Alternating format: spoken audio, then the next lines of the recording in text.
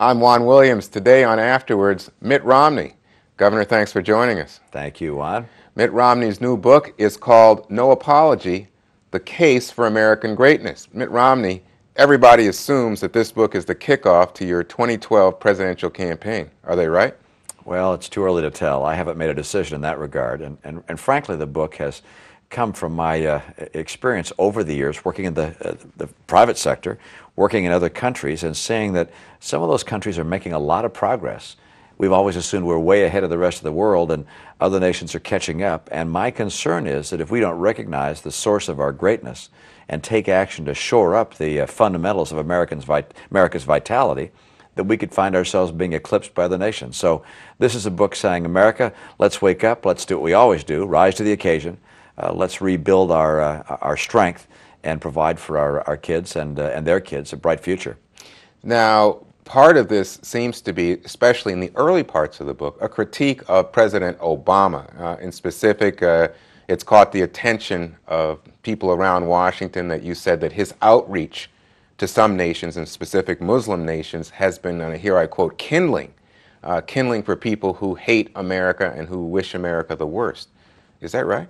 Well, I think he made an enormous error that hurt his credibility and hurt our national interests by carrying out, if you will, in the first months of his presidency, a form of apology tour, a series of statements saying that America has been derisive, that we've been dismissive, that America is arrogant, that we don't listen to the concerns of others, that America has dictated to other nations.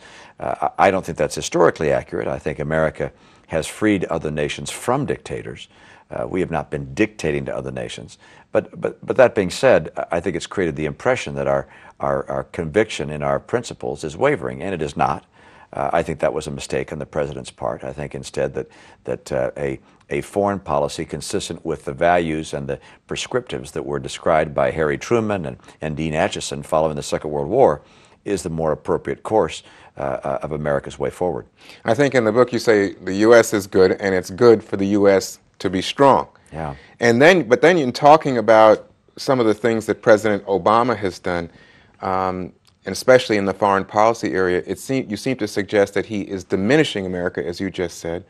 The Democratic National Committee, by the way, then issued a statement that said Americans in the last election rejected radical foreign policy authored by Dick Cheney and wholeheartedly adapted by Mitt Romney, and that this policy would alienate allies and embolden enemies. What do you think?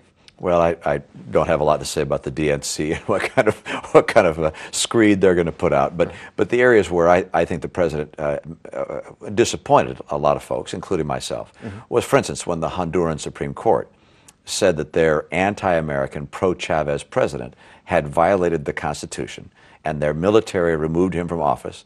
Our president said, put him back, which I think surprised folks, and I think that was an inappropriate action. When Colombia seeks a special status with the United States on a trade basis, Colombia standing up to Hugo Chavez, we deny him that special status. That, I think, is a mistake.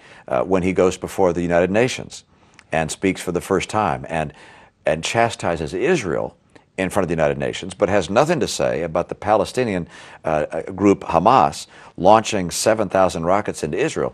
That, I think, is a mistake. And, of course, the decision to withdraw our support for missile defense from Poland and the Czech Republic led those great friends to be very concerned about America's willingness to stand with them, and at the same time, perhaps designed to reset relations with Russia, as the president indicated.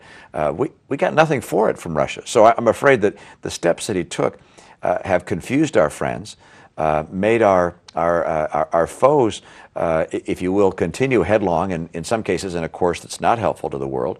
You have both Iran pursuing its nuclear folly headlong. North Korea, of course, did nuclear tests. Even as the president was speaking, carried out various tests. This is, in my opinion, an indication that they felt the president was not going to be a strong defender of American values and American principles, human rights, democracy, free trade, free enterprise. Those words of apology and those statements, I think, have emboldened those who find us as a weakened enemy. Well, in the book, you make the argument that it's important to keep America strong and keep America as a leading presence in terms of world affairs. And in specific, in dealing with Iran, for example, and their rising nuclear ambitions, you say it's important to say right now to Iran, before anything happens, that if they were to take any action, that America would devastate them, that there would be a response that would be nuclear and devastating. Well, I think, and to some degree, we have made that statement to the world, but I think it's important that the world understands that if nations are going to seek nuclear status, as Iran is quite obviously doing, if they seek that status and they obtain fissile material, that if that fissile material finds its hands, or its way into the hands of people who use it somewhere, that our response will not just be to the terrorist organization that uses it, but potentially as well to the nation that provided it. And as a result, I think the people of Iran might really ask themselves, do we really want to have fissile material in our country? Do we want to have the risk of being called into the circle of suspects in the event of a nuclear event in the world sometime over the next couple of decades? I think people should recognize becoming nuclear has with it an enormous peril, and that is that your material might get out, it might be used, and the United States may respond against that nation as it would against whoever used that nuclear device. So you think the Ayatollahs would be fearful then? I think the people of Iran would grow in recognition that becoming a nuclear nation is not solely a matter of pride, but that becoming a nuclear nation has associated with it an enormous downside. That there's a risk to being nuclear, that if somehow your regime does not carefully manage the fissile material and it becomes used somewhere in the world, your nation might be the subject of some kind of retaliation. I think the people of Iran need to understand very clearly the downsides of becoming a nuclear nation. I also wish that this president and prior presidents had been successful in dissuading Iran from its folly by exacting and enacting very tough sanctions against Iran. Iranian citizens, business people, and political leaders ought to know that when you violate the Nuclear Non-Proliferation Treaty, that the consequences are going to be severe. They ought to know that military options are on the table, and that while those are on the table, those that are actively employed will be very crippling sanctions. And we simply have not been successful in putting in place those kinds of actions. But you do believe, and you say in the book that America remains the leading military power in the world. Oh, yes. But at the same time, you say there's a need for increased spending on defense. And you worry in the book that, in fact, this administration and others have not put enough money into defense spending. Now, you tell a really funny story about seeing a guy with a sign there that says more than half of the U.S. budget goes to defense spending. But you say when you break it down actually, and if you include money spent by the Chinese and the like, the Chinese are outspending us, that others are trying to diminish our lead in terms of military might. Well, of course, you can understand the sentiment of other nations is that they would like to get stronger. You're not going to try and dissuade the Chinese, for instance, from saying they're going to build their military, but we have to make an honest assessment of the threats that exist in the world and of the missions that our military might be called upon to carry out. And our military has a far broader array of responsibilities and missions than let's say, a nation like China or like Russia or other nations in the world. And to protect ourselves, to protect our sea lanes, to respond to humanitarian crises, to have a nuclear deterrent against a nuclear threat, to have missile defense. The list goes on and on and on of various challenges that our military has. In my view, requires an annual budget of roughly 4% of our GDP. Right now we're at about 3.8% of GDP.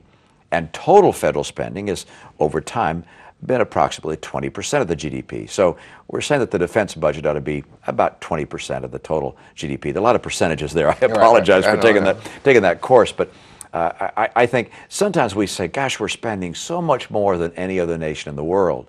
Why should we be spending any more on the military? Why should we? Because they spend far less than we do. But actually, as you go behind their numbers and you find they don't report all of their military spending. And their costs, for instance, of standing up an army where they have conscription, not a paid volunteer army, their costs are much, much lower.